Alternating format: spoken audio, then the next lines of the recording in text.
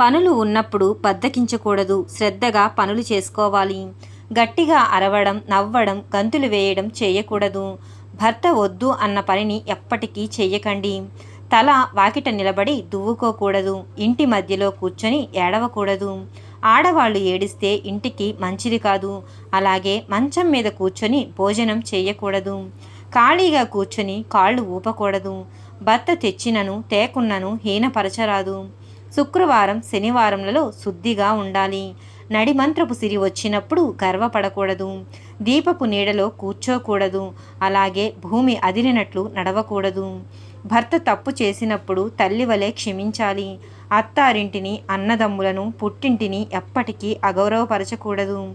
పుట్టినిల్లు ఎంత గొప్పదైనా మాటిమాటికి ఇంటికి వెళ్ళకూడదు. ధనికులను చూసి ఈర్ష్యపడకూడదు. అలానే పేదవారిని చూసి ఎగతాళి చేయకూడదు.